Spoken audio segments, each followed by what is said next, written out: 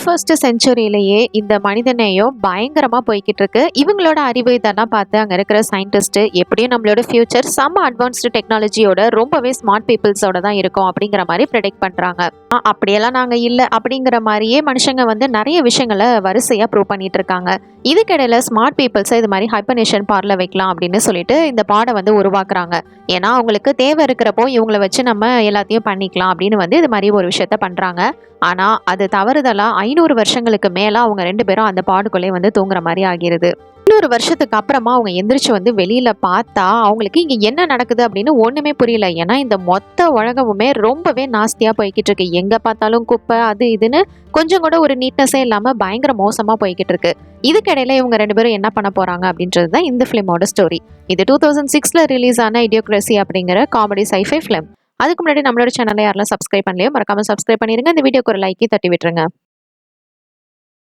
21st செஞ்சுரியோட ஆரம்பத்துல மனுஷங்களோட அந்த திறமை இதெல்லாம் பார்த்துட்டு கண்டிப்பா ஃபியூச்சர்ல நம்ம ஒரு பெரிய இதா வருவோம், நிறைய அட்வான்ஸ்டு டெக்னாலஜிஸ்லாம் இருக்கும், ஃபுல்லா ஸ்மார்ட் பீப்புளா தான் இருப்பாங்க அப்படின்னு சொல்லிட்டு சயின்டிஸ்ட் நிறைய பேர் வந்து சஜஸ்ட் பண்றாங்க. ஆனா அதெல்லாம் வந்து உண்மை கிடையாதுடா, நாங்களாம் இப்படிதான் அப்படிங்கிற மாதிரியே மக்கள் வந்து நிறைய விஷயங்களை இப்போ வந்து தொடர்ந்து ப்ரூவ் பண்றாங்க. அவ்வளோ ஸ்மார்ட்டா இங்கே யாருமே கிடையாது. எப்போ பார்த்தாலும் எல்லாம் சோறு தின்னுக்கிட்டு நல்ல பார்ட்டி அப்படி இப்படின்னு என்ஜாய் பண்ணிக்கிட்டு செமையா வந்து வாழ்ந்துட்டு இருக்காங்க. அவங்களுக்கு பிடிச்ச விஷயங்களை பண்றாங்க. அது வந்து ஸ்மார்ட்டா இருக்கணும் அப்படிங்கிற மாதிரி இல்லை. அதனால அவங்களுக்கு எது பிடிக்குதோ அதை வந்து என்ஜாய் பண்றாங்க. இன்னும் சொல்ல போனா ரொம்பவே சோம்பேறியாவும் ரொம்ப மந்தமாவும் நடந்துக்கிறாங்க. இப்போ இதுக்கிடையில ரொம்பவே ஸ்மார்ட்டான பணக்கார மக்கள்லாம் இருப்பாங்கல்ல, அவங்க எல்லாரும் தங்களோட குழந்தைக்காக வெயிட் பண்ணிட்டு இருக்காங்க. ஆனா இப்படியே வெயிட் பண்ணி கடைசியில் அவங்க இறந்து போனதுதான் மிச்சம். அவங்களுக்குன்னு எந்த ஒரு வாரிசுமே கிடையாது. ஏன்னா இவங்களுக்கு வாரிசு வந்திருந்தா கண்டிப்பா அவங்களும் ஒரு ஸ்மார்ட் கிட்டா தான் இருந்திருப்பாங்க. அதுக்கு மாறா இந்த மாதிரி சோம்பேறித்தனமாவும் ஏழை குடும்பத்திலயும் இருக்காங்கல்ல, அவங்க வதன்னு அவ்வளோ குட்டிங்களை போடுற மாதிரி நிறைய குழந்தைங்களை வந்து பெத்து விடுறாங்க. அதனால இப்போ நிறைய சோம்பேறிங்க குழந்தைங்களும் மந்தமான குழந்தைங்களும் தான் இருக்காங்க. இப்போ 2005ல வாஷிங்டன் டிசியில் ஆர்மி பேஸை வந்து காமிக்கிறாங்க. அங்க ஒரு லைப்ரேரியன் உட்காந்து வீடியோ பார்த்துட்டு இருக்கான் அவனோட ஷிஃப்ட் டைம்ல. இவனோட பேரு ஜோ, இவன் தான் நம்ம படத்தோட ஹீரோ. அப்போ அவங்களோட சீனியர் ஸ்டாஃப் வந்துட்டு உனக்கு வந்து இந்த வேலை இதுக்கப்புறம் கிடையாது, ஒன்று ஒரு சீக்ரெட் ஆப்ரேஷனுக்காக நாங்கள் வந்து கூட்டிட்டு போறோம், ஸோ இந்த இடத்துக்கு வேற ஒரு ஆள் இனிமே வேலைக்கு வர போறாங்க அப்படின்ற மாதிரி ரொம்ப சந்தோஷமா சொல்ல. ஆனா இதை கேட்டதுமே ஜோக்கு செம ஷாக் ஆயிருது. சார் திடீர்னு வந்து இப்படி சொல்லிக்கிட்டு இருக்கீங்க, ஐயா எனக்கு அதெல்லாம் வேற எதுவும் வேணாம், இதுதான் இருக்கிறதுலே ரொம்ப ஈஸியான ஜாப் தெரியுமா, அது மட்டும் இல்லை மன அமைதி எதையும் கொடுக்குது, அதனால நான் வேற எதுக்கும்லாம் வரமாட்டேன் அப்படிங்கிற மாதிரியும் வந்து ஃபர்ஸ்ட் அவனோட எதிர்ப்பை தெரிவிக்கிறான். இருந்தாலும் இவங்களாம் ஹையர் அஃபீஷியல்ஸ் இல்லையா, ஸோ அவனால எதுவும் எதிர்த்து வந்து பேச முடியாது. ஸோ இவனை வந்து சீக்ரெட் ஆப்ரேஷனுக்கு வந்து செலக்ட் பண்றாங்க. அதே டைம்ல இங்கே ஒரு மீட்டிங் நடந்துட்டு இருக்கு. டைம்ல அங்க இருக்கிற ஹையர் அஃபீஷியல் என்ன சொல்றாங்கன்னா, சயின்டிஸ்ட் எல்லாரும் ஹியூமன் ஹைபர்னேஷன் பார் அப்படின்ற ஒரு விஷயத்த வந்து உருவாக்கி இருக்காங்க. இது மூலியமா நம்ம ஸ்மார்ட்டான பீப்புள்ஸை இதுல வந்து தூங்க வச்சுட்டு நமக்கு எப்போ ஃபியூச்சர்ல அவங்க தேவையோ அப்போ வந்து நம்ம யூஸ் பண்ணிக்கலாம் அப்படிங்கிற மாதிரி இவங்க வந்து இந்த விஷயத்த சொல்றாங்க. ஆனா அதுக்கு முன்னாடி இந்த ஹைபர்னேஷன் பாடு வந்து எப்படி ஒர்க் ஆகுது அப்படிங்கிறத நம்ம டெஸ்ட் பண்ணி ஆகணும். இப்போ அதுக்காக தான் நம்ம ஜோவை வந்து செலக்ட் பண்ணியிருக்காங்க. ஏன்னா அவன் ஒரு ஆவரேஜான மேன் தான், அவனுக்கு ஃபேமிலி அந்த மாதிரிலாம் எதுவும் கிடையாது. ஸோ இது வந்து இவனை வந்து நம்ம செலக்ட் பண்ணது கரெக்டாக இருக்கும் அப்படிங்கிற மாதிரி சொல்கிறாங்க. அதே டைமில் இவங்களுக்கு ஒரு பொண்ணும் தேவை. ஆனால் இந்த மாதிரி ஆர்மியில் தான் பொண்ணு கிடையாது. அதனால வெளியில் ஒர்க் பண்ணுற ஒரு பொண்ணை இவங்க செலக்ட் பண்ணியிருக்காங்க. இவ பேர் ரீட்டா. நிறைய கேஸ்லாம் இருக்கும். இவ கொஞ்சம் தப்பான தொழிலும் பண்றவ தான். ஆனா நீ இதுக்கு ஒத்துக்கிட்ட அப்படின்னா உனக்கு வந்து நாங்க நிறைய காசு கொடுக்குறோம் அப்படின்னு சொல்லிட்டு அப்கிரேட் அப்படின்றவனுக்கு நிறைய காசு கொடுத்து இதை வந்து செட் பண்றாங்க. அது மட்டும் இல்ல, இதுக்கு நீ ஒத்துக்கிட்டா உன் மேல இருக்கிற எல்லா கேஸையுமே நாங்க சால்வ் பண்ணிடுறோம் அப்படின்னு இவங்க வந்து ஒரு டீல் போடுறாங்க. இப்போ இவங்க 2 பேருமே நம்ம ஃபர்ஸ்ட் 1 இயர் தூங்க வச்சு அதை வந்து டெஸ்ட் பார்க்கணும். இதை பத்தி வெளியில யாருக்குமே தெரியக்கூடாது, ஏன்னா இது வந்து ஒரு சீக்ரெட்டா தான் நம்ம பண்ண போறோம் அப்படின்ற மாதிரி அவர் சொல்றாரு. ஜோ ரீட்டா 2 பேரையுமே கூட்டிட்டு வந்து மெடிக்கல் செக்அப்காக வந்து உட்கார வச்சிருக்காங்க. அப்போ அவங்க 2 பேரும் ஒருத்தரை பத்தி இன்ட்ரோடியூஸ் பண்ணிக்கிறாங்க. அப்ப அவ தான் ஒரு பெயிண்டர்னும் பண்றீங்க அப்படின்னு கேட்கும்போது இவன் ஒரு லைப்ரேரியன் அப்படிங்கிற விஷயத்தையும் வந்து ஷேர் பண்ணிக்கிறாங்க. செக்அப்ஸ் எல்லாம் முடிஞ்சதுக்கு அப்புறமா இவங்களை வந்து அந்த பார்ட்ஸ்க்கு வந்து கூட்டிட்டு வராங்க. அங்க வந்ததுக்கு அப்புறமா இவங்களுக்கு இன்ஜெக்ஷன்லாம் கொடுக்க இதை பார்த்துட்டு அவ பயங்கரமா கத்த ஆரம்பிக்கிறா. அப்ப நம்ம ஜோதா இருந்துட்டு, இதை பாருங்க ரீட்டா, கொஞ்சம் அமைதியா இருங்க, இது எல்லாமே வந்து நம்மளோட நன்மைக்கு தானே, ஆர்மியை நீங்க நம்பணும் அப்படிங்கிற மாதிரி அவன் வந்து சொல்லிட்டு இருக்கான். எல்லாம் அந்த அப்கிரேடால வந்தது அப்படின்னு சொல்லிட்டு இவ வந்து தெரியாம வளர்றா. அதுக்கப்புறமா அவன் வந்து என்னோட பாய் ஃப்ரெண்ட் அப்படிங்கிற மாதிரி வந்து சொல்லி சமாளிக்கிறா.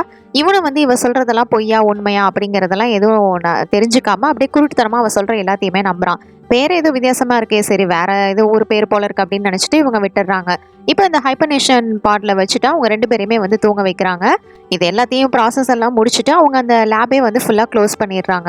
இது மாதிரி நடந்து கொஞ்ச நாளைக்கு அப்புறமா அந்த கொலனலையும் இந்த அப்கிரேடையும் வந்துட்டு அரெஸ்ட் பண்றாங்க. ஏன்னா நிறைய இல்லீகல் ஆக்ஷன்ஸ் எல்லாம் இவங்க பண்ணியிருப்பாங்க.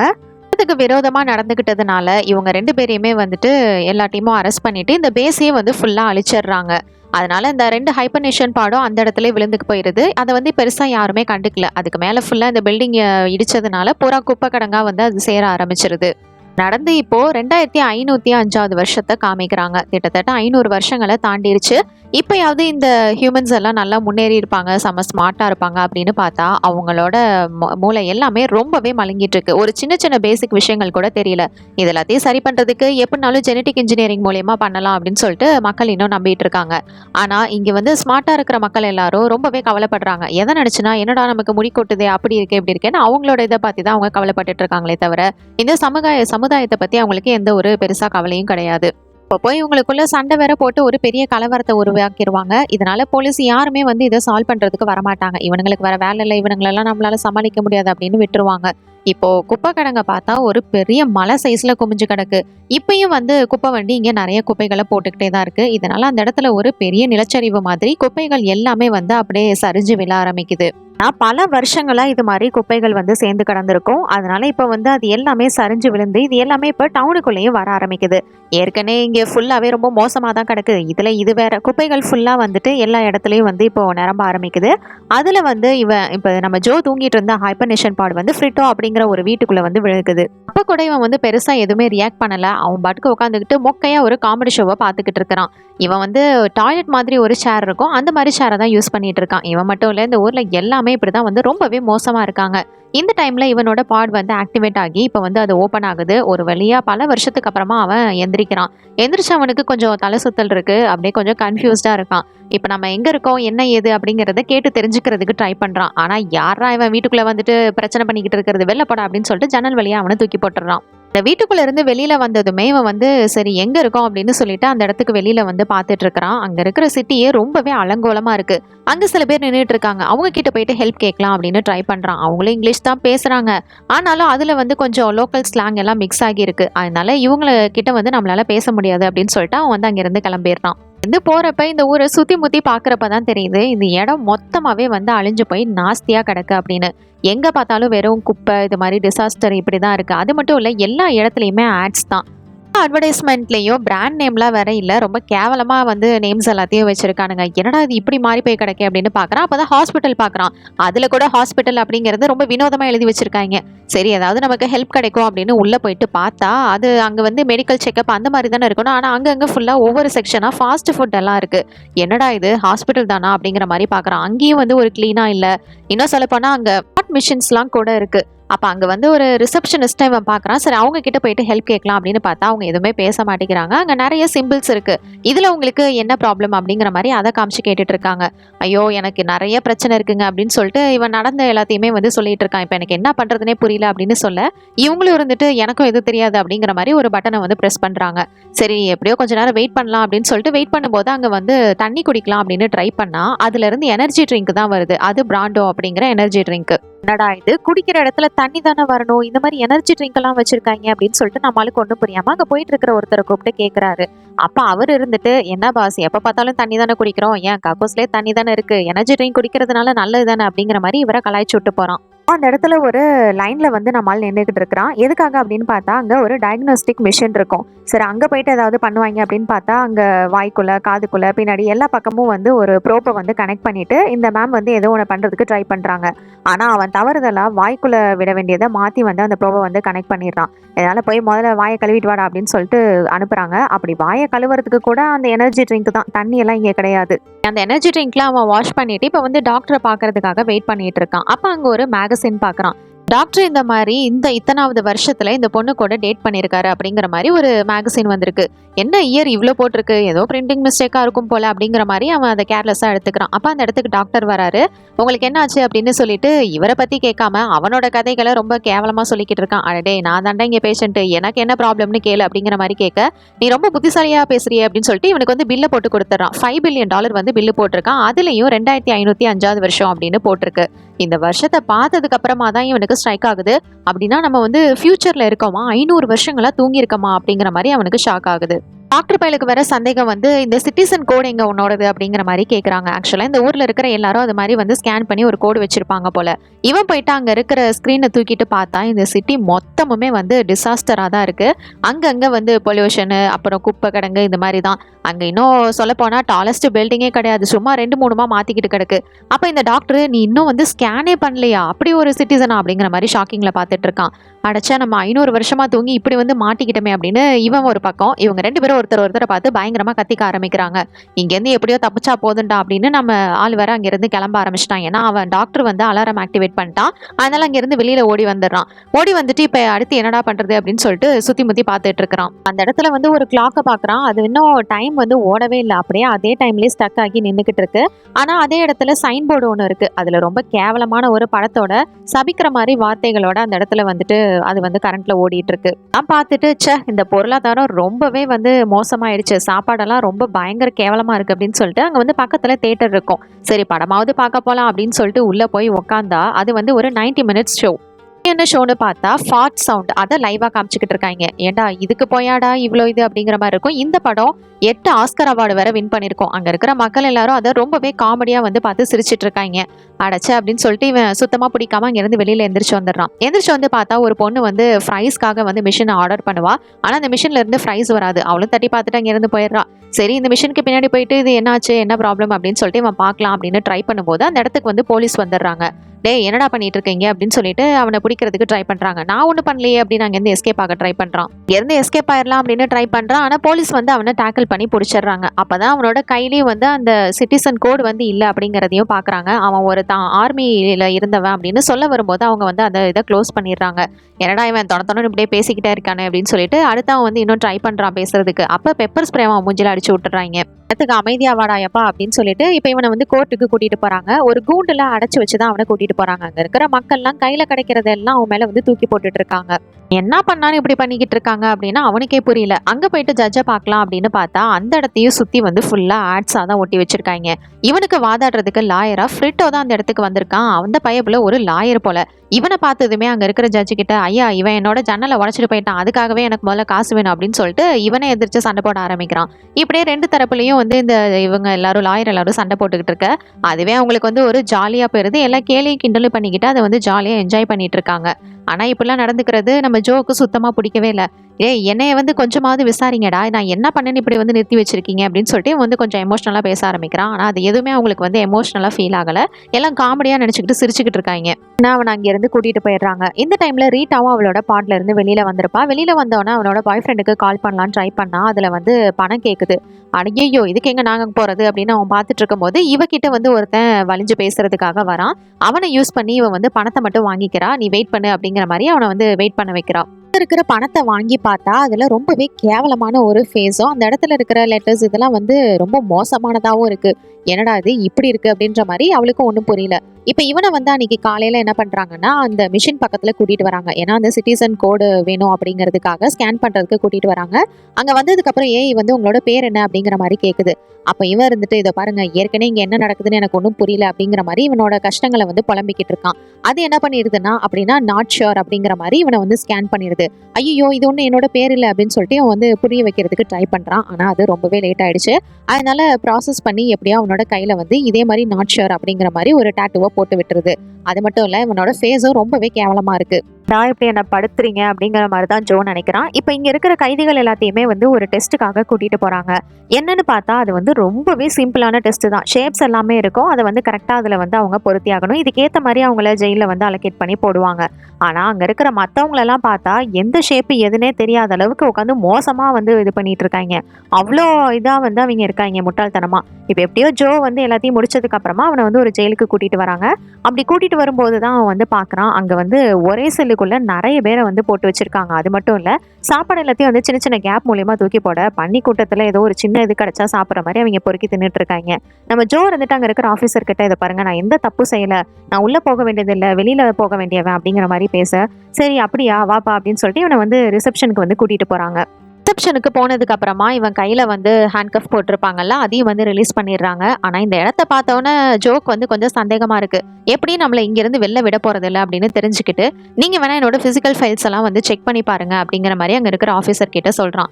சரி அப்படின்னு அவரும் வந்து செக் பண்ணலாம் அப்படின்னு ட்ரை பண்ணும்போது அவர் கொஞ்சம் டிஸ்ட்ராக்ட் ஆன அந்த கேப்ல நம்மால அங்கிருந்து ஓட ஆரம்பிக்கிறான். எப்படியோ இங்கிருந்து தப்பிச்சா போது, இவங்க எப்படியும் வெளில விட மாட்டாங்க அப்படின்னா அங்கிருந்து ஓட ஆரம்பிக்கிறான். ஆனா அங்க வெளியில வந்து ஆட்டோமேட்டிக் மிஷின் கன் இருக்கும். அது வந்து ஷூட் பண்ணிக்கிட்டு இருக்கு சுத்தி சுத்தி.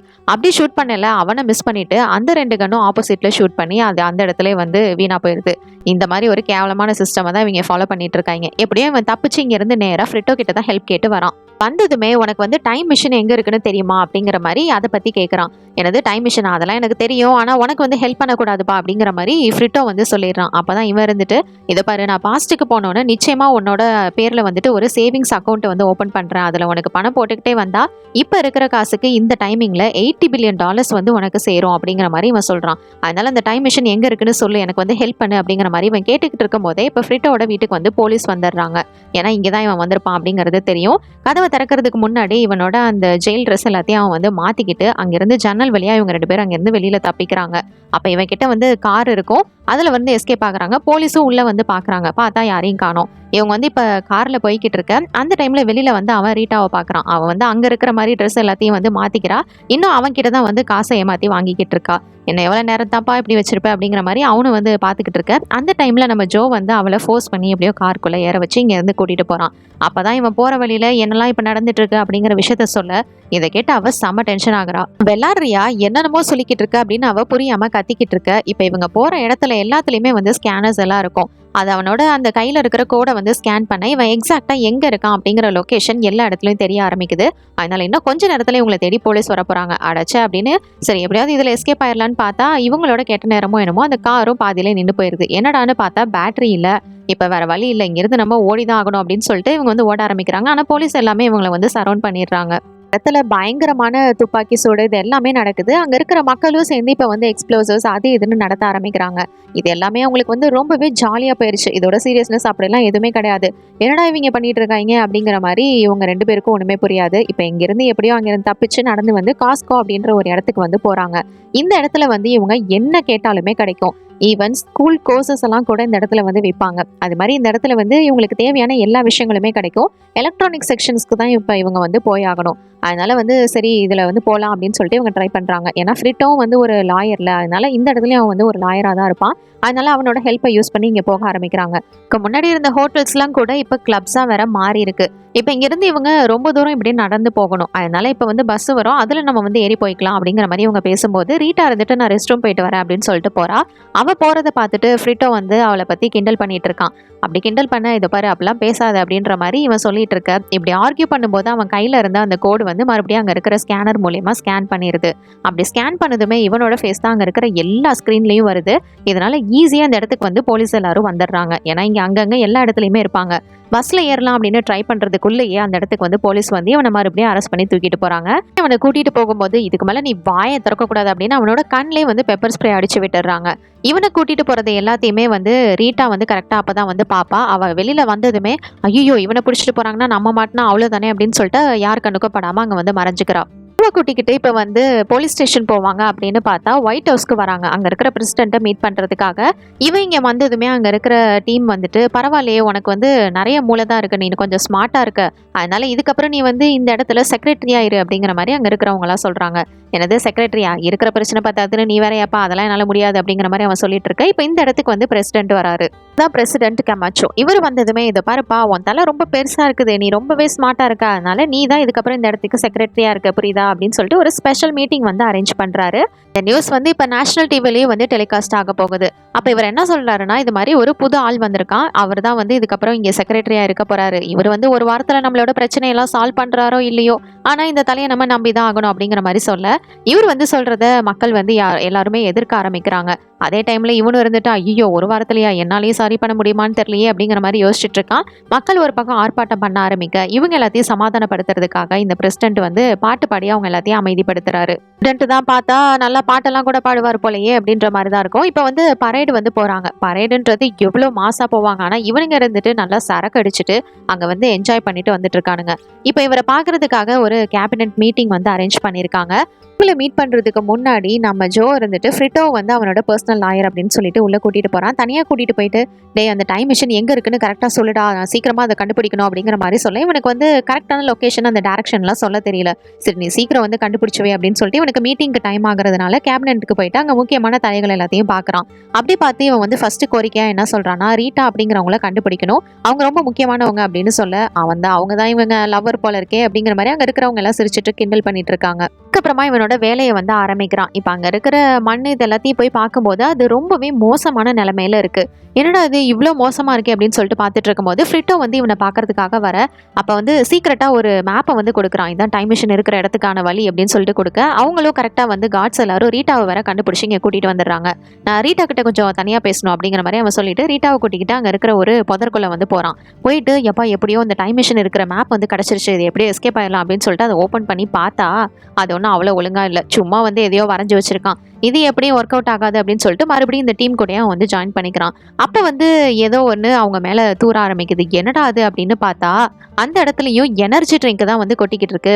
இந்த மாதிரி மண் இதுக்கெல்லாம் வந்து நிலத்துக்கு தண்ணி தானடா கொட்டணும், இங்கேயும் இதுவா அப்படிங்கிற மாதிரி பார்க்கும்போது தான் இவனுக்கு ஒரு விஷயம் தெரிய வருது. 2330 வருஷம் வந்து இந்த பிராண்டோ அப்படிங்கிற எனர்ஜி ட்ரிங்க் வந்து ரொம்பவே வந்து ஒரு பெரிய ஆபத்தான இதில் இருந்தது. ஆனால் அதுக்கப்புறமா தண்ணிக்கு பதிலாக இப்போ இவங்க தான் அப்படிங்கிற மாதிரி குழந்தைக்கு மாட்டுக்கு எல்லாத்துக்குமே இந்த எனர்ஜி ட்ரிங்கை தான் வந்து கொடுத்து அவங்க ஒரு ஃபேமஸ் ஆக்கிட்டாங்க. பத்தி பேசுறதுக்காக இந்த பிரசிடென்ட் டீம் கூட நம்ம ஜோ வந்து ஒரு மீட்டிங் அரேஞ்ச் பண்ணியிருக்கான். இதோ பாருங்க நமக்கு நிச்சயமா தண்ணி தான் தேவை, மண்ணெல்லாம் நல்லா தான் இருக்கு, நமக்கு தண்ணி இருந்தால் அங்கே வந்து நிறைய விஷயங்களை வந்து பயிரிடலாம், இதனால கண்டிப்பா நமக்கு தண்ணி வேணும், இந்த ஒரு டைம் எனக்கு வந்து சான்ஸ் கொடுத்து பாருங்களேன் அப்படின்னு சொல்லிட்டு இவன் பல மணி நேரமா போராடிட்டு இருக்கான். எப்படியோ பல மணி நேரம் போராட்டத்துக்கு அப்புறமா நம்ம பிரசிடென்ட்டோட ஹெல்ப்பால இந்த இடத்துல வந்து ஃபுல்லா தண்ணி வந்து கொண்டு வந்துட்டான். பிரசிடென்ட்டும் ரொம்ப சந்தோஷமாகி ஒயிட் ஹவுஸ்லேயே இவங்க தங்குறதுக்கு ஒரு ரூமையும் கொடுக்குறாரு. அப்போ ரீட்டா இருந்துட்டு ரொம்பவே தேங்க்ஸ் அப்படிங்கிற மாதிரி இவனுக்கு வந்து தேங்க்ஸ் ஷேர் பண்ணுறான். அதுக்கப்புறம் நீயும் இங்கேயே படுத்துக்கலாம் அப்படிங்கிற மாதிரி சொல்ல, ஆனால் அவன் வந்து அதுக்கு ஒத்துக்கல. ஏன்னா இன்னமும் அந்த அப்கிரேட் அப்படின்றவன் தான் உன்னோட பாய் ஃப்ரெண்டு, நீ ஒரு பெயிண்டர் அப்படிங்கிற மாதிரி அவன் வந்து நம்பிட்டு இருக்கிறான். பாவி இன்னுமாடா இந்த பொம்பளை பிள்ளை நீ நம்பிக்கிட்டு இருக்க அப்படிங்கிற மாதிரி தான் இவனோட கதை இருக்கும். இப்படியே போயிட்டு இருக்கப்ப நல்லா தான் போய்கிட்டு இருக்கு. ஒரு நாள் திடீர்னு அவனோட தலையில வந்து கல் விழுகுது. என்னடா அது அப்படின்னு சொல்லிட்டு ஜன்னல் வழியா கல் வருது அப்படின்னு இவங்க பயந்து போய் எட்டி பார்த்தா அங்க நிறைய மக்கள் வந்து போராட்டம் பண்ணிட்டு இருக்காங்க. எதுக்குடா இந்த போராட்டம் அப்படிங்கிற மாதிரி பார்க்கும்போது தான் தெரிய வருது, இந்த எனர்ஜி ட்ரிங்க்கு பதிலாக தண்ணி தான் நல்லது அப்படின்னு சொல்லிட்டு அவன் வந்து மாத்தி விட்டான்ல, அதுக்கு தான் இவ்வளோ போராட்டமும். மாதிரி அவன் பண்ணி விட்டதுனால கிட்டத்தட்ட அவ்வளோ பேத்துக்கு வந்து வேலை வாய்ப்பு இல்லாமல் போயிடுச்சு. ஏன்னா அங்கே இருக்கிற தண்ணியை யூஸ் பண்ணணுன்றதுனால இந்த ட்ரிங்க் உருவாக்குறதுக்கான வேலையெல்லாம் ரொம்ப கம்மியாயிடுச்சு அப்படின்னு சொல்லிட்டு இப்போ அந்த சிஇஓ கூட இவங்க கிட்ட ஒரு மீட்டிங் அரேஞ்ச் பண்ணுறாங்க. சிஇஓ இருந்துட்டு எங்களோட ப்ராஃபிட் வந்து இப்போ 0 நோக்கி போய்கிட்டு இருக்கு, இது எல்லாத்துக்கும் காரணம் இவன் தான் அப்படின்னு சொல்லிட்டு இவனை வந்து பிளேம் பண்ண அங்கே இருக்கிறவங்களும் என்ன பண்ணுறாங்கன்னா இவனை வந்து இப்போ நம்ம கூப்பிட்டு விசாரிக்கணும் அப்படின்னு சொல்லிட்டு விசாரிக்கிறதுக்காக அவனை கூட்டிகிட்டு போகிறாங்க. அங்கே இருக்கிற மக்களும் அவனுக்கு வந்து மறுவாழ்வு கொடுக்கறது தான் இதுக்கான சரியான ஒரு இதாக இருக்கும் அப்படின்ற மாதிரி சொல்கிறாங்க. என்னது இது அப்படின்னு சொல்லிட்டு ஃபர்ஸ்ட் அவனுக்கு ஒன்றும் புரியல. இப்போ அவனை விசாரிக்கிறதுக்காக உள்ளே கூட்டிகிட்டு போகிறாங்க. அவன் பார்க்கும்போது தான் தெரியுது ஒரு பெரிய ட்ரக் மூலியமா இந்த மாதிரி கைதிகளை வந்து அடிச்சு ஏற்றி கொண்டுட்டு இருக்காங்கன்னு. இப்போ இவனை வந்து பார்க்கறதுக்காக ரீட்டா வந்து ஸ்டேஷனுக்கு வந்திருப்பா. வந்து பார்த்தா ஒரு பெரிய பாறாங்கல், அதில் வந்து அவனை சங்கிலி போட்டு கட்டி வச்சிருப்பாங்க. ஏன்னா லாஸ்ட் டைம் மாதிரி இந்த டைம் அவன் தப்பிச்சிடக்கூடாதுல, அதுக்காக தான். வேற மறுவாழ்வு அப்படின்ற பேர்ல என்ன போட்டு தள்ள போறாங்க போல, அதனால நீ சீக்கிரமா அந்த டைம் மிஷினை எப்படியாவது கண்டுபிடிச்சிடு, அது ஒன்று தான் வந்து இது எல்லாத்தையும் சரி பண்றதுக்கான ஒரே வழி அப்படின்ற மாதிரியும் அவன் வந்து இவகிட்ட சொல்றான். அதோட இந்த பிரசிடென்ட் இருக்கார்ல, அவர் வந்து இந்த இடத்துல நடக்கிற அந்த மறுவாழ்வு அப்படிங்கிற ஒரு இதை ஷோ மாதிரி கண்டக்ட் பண்ணி அங்க இருக்கிற மக்கள் எல்லாம் அதை என்ஜாய் பண்ணிட்டு இருக்காங்க. இப்ப அங்க இருக்கிற ஒரு கைதி நேஷனல் அந்தம் பாடிக்கிட்டு இருக்க, அங்க இருக்கிற மத்தவங்க எல்லாம் வந்து அவனை பயங்கரமா அடிச்சு கீழே தள்ளுறாங்க. இப்போ 2 சைடு 3 சைடுல இருந்து பயங்கர பெருசான ஒரு ட்ரக்ஸ் எல்லாமே வந்து இந்த இடத்துக்கு வந்துட்டு இருக்கு. இது மூலியமா தான் அங்க இருக்கிற கைதிகளை இப்ப கொல்ல போறாங்க. இந்த இடத்துல ஒரு சின்ன டப்பா கார் வருது. இதுலதான் நம்ம ஜோவை வந்து ஏத்துறாங்க. அவனோட காலில் வந்துட்டு ஒரு பெரிய பாறாங்கலை வந்து கட்டி வச்சிருந்திருப்பாங்கல்ல, அந்த பாறாங்கலை வந்துட்டு அவனோட கார் மேல போட்டுறாங்க. அப்படி போட்டுட்டு இப்ப அந்த காருக்குலாம் வச்சுட்டு அவனை உட்கார வச்சு ஓட்ட வைக்கிறாங்க. அவன் தான் ஓட்டிட்டு இருக்கிறான். இவன் மேல எல்லா திங்ஸையும் வந்து தூக்கி போட்டுக்கிட்டு இருக்காங்க அங்க இருக்கிறவங்க எல்லாம். அதான் பண்ணோன்னு தெரியாம இவனுக்கும் என்னடா நடக்குதுன்னு புரியாம நடந்துட்டு இருக்கும்போது இவன் வந்து வெளியில எட்டி பாக்குறான். ஏன்னா இவங்க 2 பேருமே டிவில இந்த நியூஸை பார்த்துட்டு இருப்பாங்க. அப்ப ரீட்டா வந்துட்டு ஜன்னல் வழியா எட்டி பார்க்கும்போது அந்த இடத்துல வந்து ஒரு பூ பூத்திருக்கு. ஆஹா! அப்படின்னா தண்ணி மேட்டர் வந்து ஒர்க் அவுட் ஆகுது போலயே அப்படின்னு சொல்லிட்டு இவ உடனே நம்ம போயிட்டு நிலத்த செக் பண்ணணும் அப்படின்னு சொல்லிட்டு இவங்க 2 பேருமே நிலத்துல போயிட்டு பார்க்குறாங்க. போய் பார்த்தா அங்க எல்லாமே வந்து துளிர்விட்டுருக்கு. ஆஹா! அப்படின்னா இது வந்து செம்மையா ஒர்க் அவுட் ஆயிடுச்சு. இத வந்து உடனே நம்ம பிரசிடென்ட்க்கு வந்துட்டு சொல்லியாகணும். இதனால அவனோட தண்டனை வந்து மாறுறதுக்கு வாய்ப்பு இருக்கு அப்படின்னு சொல்ல, இங்க ஒரு பக்கம் அவன போட்டு தள்ளுறதுக்காக இன்னொரு பெரிய சைஸ்ல ட்ரக் வருது. அது இவனு சொல்லப்போனா உள்ள கூட நுழைய முடியல. உள்ள வரும்போதே அந்த பில்டிங்கையே தரமட்டமாக்கிக்கிட்டு தான் உள்ள வருது. நடந்த டிசாஸ்டரை ஓரளவுக்கு கிளியர் பண்றாங்க. இவனோட கார்ல வந்து அந்த ட்ரக்கை விட்டு ஏத்தலாம் அப்படின்னு ட்ரை பண்ணும்போது அது வந்து பயங்கர பெருசா இருக்கு. அதனால அந்த காரோட ரூஃபை மட்டும் அது கிழிச்சுக்கிட்டு போயிருது. நல்ல வேலையா அவனுக்கு எதுவும் ஆகல. ஐயோ இப்படியே போனா நம்மளோட கதை அவ்வளவுதான் போலயே அப்படின்னு பார்த்துட்டு இருக்க இந்த டைம்ல ரீட்டா வந்துட்டு பிரசிடென்ட் கிட்ட இது மாதிரி நிலத்துல எல்லாம் வந்து துளிர்விட்டு இருக்கு அப்படின்னு அதை பத்தி சொல்ல, ஆனா பிரசிடென்ட் வந்து அதை நம்ப மாட்டேங்கிறாரு. ஆஹா இவங்களை நம்ப வைக்க வேற வழி இல்லை அப்படின்னு சொல்லிட்டு அவ வந்து ஒரு ஐடியா பண்றா. இந்த டைம்ல இவன் என்ன பண்றான்னா அந்த ட்ரக் வேகமா வரதை பார்த்துட்டு ஐயோ நம்மளும் இங்க இருந்து வேகமா போனாதான் தப்பிக்க முடியும் அப்படின்னு வேகமா அந்த காரை வந்து ஓட்ட அப்ப அந்த கல்லு வந்து கீழே விழுந்துருது. அதனால அதோட இவன் செயின் வந்து கட்டியிருப்பான்ல, அதனால அவனும் வந்து தனியா அந்த இடத்துல இருந்து விழுந்துடுறான். அப்ப அந்த கார் மட்டும் தான் அங்க நிக்குது. எப்படியோ அந்த 2 ட்ரக்கும் போயிட்டு இப்ப அவனை கொல்லலாம் அப்படின்னு ட்ரை பண்ணி அது 2 மோதி போயிருது. அதனால அந்த இடத்துல பயங்கரமா வெடிச்சு செதறுது. இதை பார்த்த பிரசிடென்ட்டுக்கும் சரி மக்களுக்கும் சரி பயங்கரமான ஏமாற்றமா இருக்கு. ஏன்னா இந்த மாதிரி ஒரு கிரிமினல் எப்படியும் ஜெயிக்க கூடாது தப்பிக்க கூடாதுப்பா அப்படின்னு சொல்லிட்டு இவங்க எல்லாரும் பாத்துக்கிட்டு இருக்காங்க. எப்படியாவது அவங்கள கொல்லணும் அப்படின்னு ட்ரை பண்ணிட்டு இருக்க அப்பதான் அந்த இடத்துல அந்த ட்ரக்கோட டிரைவர் வரான். பேரு பீப் சுப்ரீன். இவன் வந்துட்டு கையில வந்து ஃபிளேம் தோவரை எடுத்து வச்சிருக்கான். இது மூலியமா நிச்சயமா இவனை அழிச்சிடலாம் அப்படின்னு சொல்லிட்டு அவன் வந்து ஹோப் கொடுத்துட்டு இருக்கான். இப்போ ரீட்டா வந்து ஒரு பிளான் பண்ணி அங்க இருக்கிற கண்ட்ரோல் ரூம்குள்ள போயிட்டு அங்க இருக்கிறவங்கள டெக்னீஷியன்ஸ் எல்லாத்தையும் எப்படியோ வெளியில அனுப்பிடுறா. இவனையும் இன்னொரு கேமராமேனையும் கூட்டிக்கிட்டு நீ அந்த நிலத்துல போயிட்டு எல்லாத்தையும் ரெக்கார்ட் பண்ண அதை நம்ம இங்க போட்டு காமிக்கலாம் அப்படின்னு சொல்லிட்டு வந்து ஒரு ஐடியா பண்றா. அந்த கேமராமேனும் கொடுத்த வேலையை பார்ப்பாங்க அப்படின்னு பார்த்தா போற வழியிலே ஒரு கிளப் இருக்கும். சரி இங்க போய் நம்ம என்ஜாய் பண்ணலாம்னு என்ஜாய் பண்ண ஆரம்பிக்கிறாங்க. இந்த சுப்ரீம் வேற இருந்துட்டு அவனோட எம்ப்ளாயவே வந்து எரிச்சு சாம்பலாக்கிடுறான். இப்ப இவனையும் அந்த மாதிரி எரிக்கலாம் அப்படின்னு ட்ரை பண்ணும்போது எப்படியோ ஓடி போயிட்டு ஒளியலாம் அப்படின்னு சொல்லிட்டு இவனும் வந்து ட்ரை பண்ணிட்டு இருக்கிறான். ஆனாலும் முடியல. ஏன்னா மக்கள் வரை இவனுக்கு எதிராக தான் இருக்காங்க. அதனாலே அவன் ரொம்பவே மனசுடைஞ்சு போயிடுறான். இருந்து ஓடும்போது ஒரு மைக்ரோஃபோன் இருக்கிறத அவன் பாக்குறான். அதை இழுத்து தன்னோட சூழ்நிலை என்ன அப்படின்னு புரிய வைக்கிறதுக்கு மக்களுக்கு வந்து ட்ரை பண்றான். கொஞ்சம் எமோஷனலா வந்து பேச ஆரம்பிக்கிறான். இதை பாருங்க என்னன்னு புரிஞ்சுக்கோங்க அப்படின்ற புரிய வைக்க ட்ரை பண்ணும்போது ஆனா அவங்க யாருமே வந்து இவனை புரிஞ்சுக்கிற மாதிரி இல்லை. எல்லாரும் கேலி கிண்டல் பண்ணி சிரிச்சுக்கிட்டு தான் இருக்காங்க. அதனால அந்த மைக்கவே பிடிச்சிக்கிட்டு அவன் வந்து அப்படியே மேலே போக ஆரம்பிக்கிறான். இதுக்கு மேலேயும் நம்ம எதுக்குடா இங்க இருந்துக்கிட்டு அப்படிங்கிற மாதிரி அவன் வந்து மனசு ரொம்ப உடஞ்சு போயிடுறான். ஏன்னா இவங்க யாருக்குமே எதுவுமே புரியல. இவ்வளவு கேவலமா யோசிச்சுட்டு இருக்காங்க. ஒண்ணுமே இல்லாத விஷயத்த இப்படி ஜாலியா என்ஜாய் பண்ணி வர பண்றாங்க அப்படின்னு பாத்துட்டு இருக்கான். இங்க ஒரு பக்கம் இவனுங்க வந்து கிளப்ல நல்லா என்ஜாய் பண்ணிட்டு வெளியில வந்து சண்டை போட்டுக்க ஆரம்பிக்கிறானுங்க. அப்படி சண்டை போடும்போது அந்த கேமரா வந்து தெரியாதனமா அந்த நிலத்துல போய் விழுகுது. அதுக்கப்புறமா தான் அவனுக்கு ஞாபகமே வருது ஃப்ரெட்டோக்கு. ஐயோ கொடுத்த வேலையை விட்டுட்டு இப்படி என்ஜாய் பண்ணிட்டோமே அப்படின்னு சொல்லிட்டு அது எல்லாத்தையுமே அவன் வந்து ஷூட் பண்ண ஆரம்பிக்கிறான். இவன் இங்க எல்லாத்தையும் ரெக்கார்ட் பண்ண அங்க இருக்கிற பெரிய ஸ்கிரீன்ல வந்து இது எல்லாமே வந்து தெரிய ஆரம்பிக்குது. இதை பார்த்ததுமே ஜஸ்ட் மிஸ்ல வந்து இவனை வந்து பிரசிடென்ட் தான் காப்பாத்துவாரு. ஏன்னா கொஞ்சம் விட்டுருந்தா இப்ப இவன் கீழே விழுந்துட்டான். அந்த ஃபிளேமால இவனை வந்து எரிச்சிருப்பாங்க. எப்படியோ அவர் வந்து காப்பாத்திடுறாரு. வேலையா ஜஸ்ட் மிஸ்ல வந்து இவனை பிரசிடென்ட் வந்து காப்பாத்திடுறாரு. இவன் நமக்கு நல்லதுதான் பண்ணியிருக்கான் அப்படின்னு சொல்லிட்டு ஒரு பக்கம் ரீட்டாவை மீட் பண்ணுவே அந்த டைம் மிஷினை பத்தி கேட்கும்போது எனக்கு வந்து இதுக்கப்புறம் பாஸ்ட்டுக்கு போகணுன்ற ஆசை இல்லை, இங்கே எனக்கு ரொம்பவே நல்லா இருக்கு, அதனால நான் இங்கே இருக்கலான்னு பாக்குறேன் அப்படிங்கிற மாதிரி இவன் வந்து அவளோட ஃபீலிங்ஸை ஷேர் பண்றான். இந்த பிரசிடென்ட் இருந்துட்டு இதுக்கப்புறம் எல்லாம் நல்லா ஜாலியா என்ஜாய் பண்ணுங்க அப்படின்னு ஒரு பார்ட்டி பண்ணிட்டு நீ தான் இனி வைஸ் பிரசிடென்ட் இந்த நாட்டுக்கு அப்படிங்கிற மாதிரி சொல்றாரு. ஆனா அதை கேட்டதும் அவன் வந்து ரொம்பவே மனசுடைஞ்சு போயிருப்பான்ல ஏற்கனவே. எப்பா என்ன ஆளை விடுங்கடா நான் வீட்டுக்கு போனா போதும் அப்படின்ற மாதிரி சொல்ல அங்க இருக்கிற மக்கள் எல்லாரும் இதை பாருங்க எங்களுக்கு நீங்க தேவை, நீங்க தான் வந்து எங்களுக்கு கரெக்டான ஆளு அப்படிங்கிற மாதிரி சொல்றாங்க. சரி ஓகே அப்படின்னு சொல்லிட்டு அவனும் வந்து இதுக்கு ஒத்துக்கிறான். ஜோ ரீட்டா அதுக்கப்புறம் ஃப்ரிட்டோ இவங்க 3 பேரும் ஒரு ரைடு போய்கிட்டு இருக்காங்க.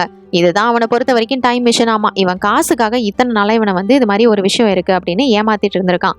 அட பாவி அப்படிங்கிற மாதிரி தான் நம்ம ஜோக்கு வந்து ஃபீல் ஆகும். சரி இப்போ எப்படியோ இதுக்கப்புறம் நானும் இங்கே தான் இருக்க போறேன் அப்படின்னு சொல்லிட்டு அவன் விட்டு வைஸ் பிரசிடென்ட் ஆகி இந்த நாட்டுக்கு பல நன்மைகள் செய்ய ஆரம்பிக்கிறான். சேவைகள்னால இப்ப நாடு வந்து கொஞ்சம் கொஞ்சமா முன்னேற ஆரம்பிக்குது. பல நன்மைகளும் இவன் வந்து செய்யறனால இவனுக்கு எல்லாருக்குமே வந்து ரொம்ப பிடிச்சிருச்சு. அதுக்கப்புறம் என்ன இன்னும் கொஞ்ச நாளைக்கு அப்புறமா ரீட்டா கூட இவன் வந்து சேர்ந்துடுறான். இவன் பிரசிடென்டாவும் ஆயிடுறான். இவனுக்கு கல்யாணம் ஆகி 3 குழந்தைங்களும் இருக்காங்க. இவன் மட்டும் இல்லைங்க, இப்போ வைஸ் பிரசிடென்டா இருக்கிறது யாரு தெரியுமா? நம்ம ஃப்ரிட்டோ தான். அது மட்டும் இல்ல அவனுக்கு வந்து கல்யாணம் ஆகி குழந்தைங்களா இருக்கு. 8 மனைவிகளும் 32 குழந்தைங்களும். சந்தோஷமா அவன் ஃபேமிலி கூட வாழ்ந்துட்டு இருக்கான். இதுல ஒரு சர்ப்ரைசிங்கான ஷாக்கிங் என்னன்னா அந்த அப்கிரேட் அவனும் வந்து இந்த பாட்ல தூங்கிட்டு இப்பதான் வந்து எந்திரிக்கிறான். இதோட இந்த படத்தோட கதையை முடிக்கிறாங்க. ஃபியூச்சர் ரொம்ப அட்வான்ஸ்டாவும் செம ஸ்மார்ட்டாவும் இருக்கும்னு பார்த்தா இவனுங்க இருக்க ரொம்பவே கேவலமா போயிட்டாங்க. நல்ல வேலையா ஜோ இருந்ததுனால இப்போ ஓரளவுக்கு பழைய நிலைமைக்கு கொண்டு வந்துருவாரு. படத்தை பத்தி நீங்க என்ன நினைக்கிறீங்க என்னோட கமெண்ட் செக்ஷன்ல ஷேர் பண்ணிக்கோங்க. இது மாதிரி வேற ஏதாவது படத்தை பத்தியோ சீரிஸ் பத்தியோ நான் பேசணும்னு நினைச்சாலும் மறக்காம கமெண்ட் செக்ஷன்ல பண்ணுங்க. until then tata bye from உங்கள் தமிழ் பொண்ணு.